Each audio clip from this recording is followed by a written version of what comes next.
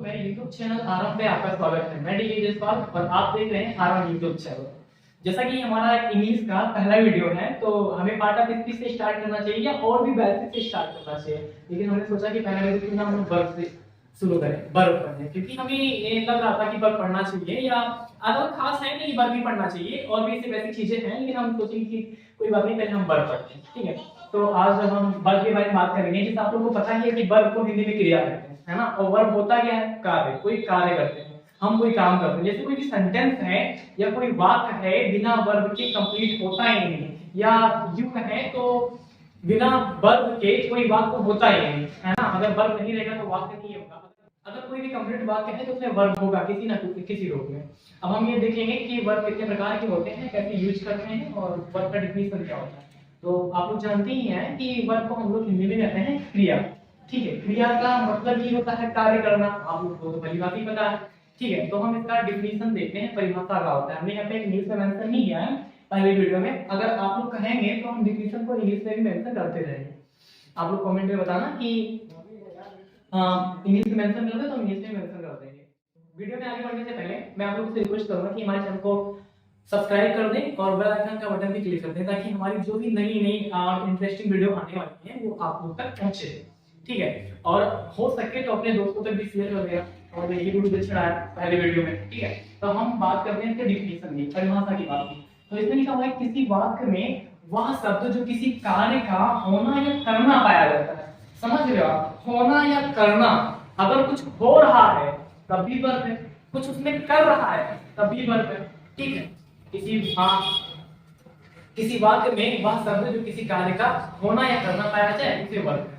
Simple सी बात है। अब ये होते कितने प्रकार के हैं, तो कभी कभी ना इसमें दो चीजों में डिवाइड किया गया है। ठीक है, एक बेसिक होता है, एक ऊपर अपर का होता है, या वगैरह वगैरह मिक्स है। तो हम आज जानेंगे किस प्रकार से होता है। ठीक है, तो जब तक हम हाई स्कूल में रहते हैं या ऊपर के लेवल पे पहुंचते हैं तो इन चीजों का काम लगता है। ठीक है, तो यहाँ पे वर्ब दो प्रकार के होते हैं, एक होता है हेल्पिंग वर्ब और एक होता है मेन वर्ब, जिसे हम लोग एक्शन वर्ब भी कहते हैं।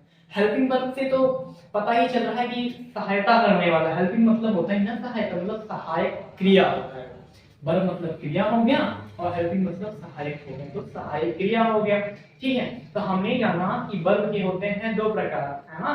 तो हम कह सकते हैं कि there are two type of verb. First होता है हेल्पिंग वर्ब एंड सेकंड होता है मेन वर्ब, जिसे हम एक्शन वर्ब भी कह सकते हैं। ठीक है, और इसके और डीप जाते हैं तो फिर यहाँ पे हेल्पिंग वर्ब को भी दो भागों में बांट दिया गया है। ठीक है, एक होता है ऑक्सिलरी वर्ब और एक होता है मॉडल।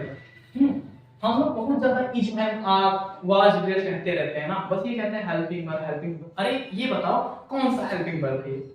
जवाब दे सकते हो?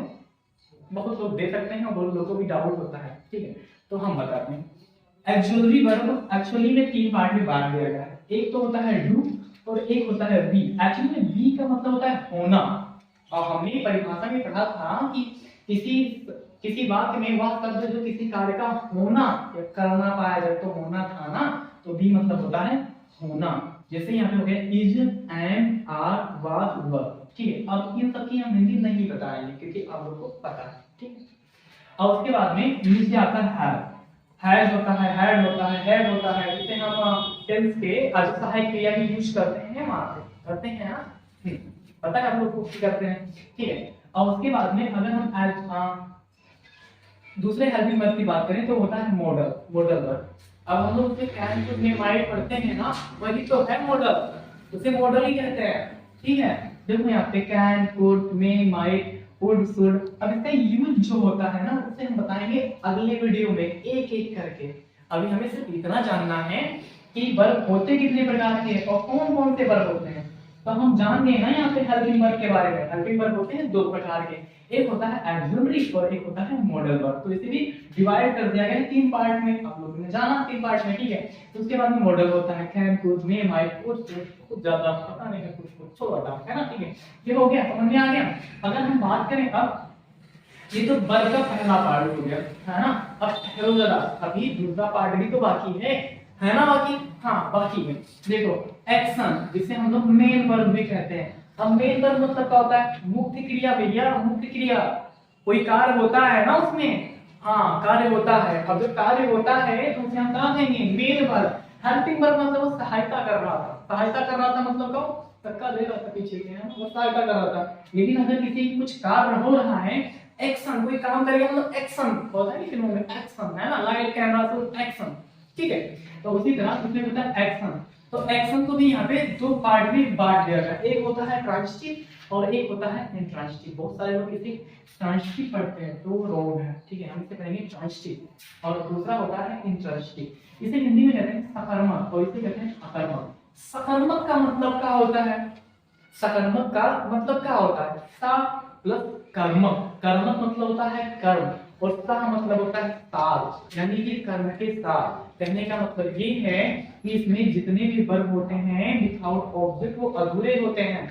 सुने आप लोग, अधूरे होते हैं, बिल्कुल सही सुन रहे हैं। देखो यहाँ पे लिखा है ही इज, ठीक है, ये तो सब्जेक्ट हो गया, ये वर्ब है और ये ऑब्जेक्ट है। अगर हम इस ऑब्जेक्ट को यहाँ से हटा दें, ही इज रहेगी तो क्या कंप्लीट हो पाएगा, नहीं होगा, कंप्लीट नहीं होगा ना।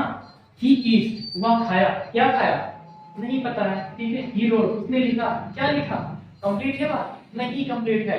तो जब तक इसमें हम आगे ऑब्जेक्ट नहीं जोड़ेंगे तब तक ये कंप्लीट नहीं होगा। और इसी प्रकार के वर्ब को हम लोग कहते हैं ट्रांजिटिव क्रिया, ठीक है।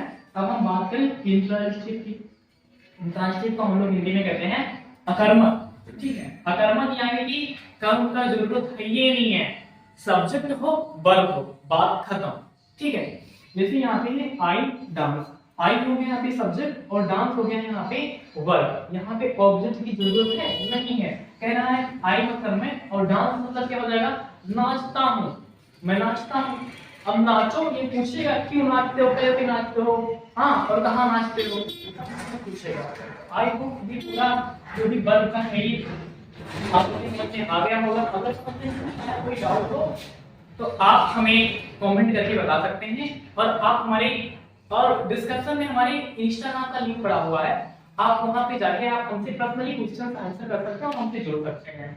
एक बार हम फिर से आपसे रिक्वेस्ट करना चाहेंगे कि हमारा पहला वीडियो को अगर आपको अच्छा लगे तो लाइक करना और सब्सक्राइब करें और अपने दोस्तों के साथ में इसे शेयर करें। और लेकिन रुको जरा, ठहरो, ये वर्ब का पहला पार्ट है, अभी भी वर्ब का एक वीडियो और आना बाकी है, ठीक है। तो अगला वीडियो बहुत जल्दी आएगा, ठीक है, तब तक वेट करिए। जय हिंद।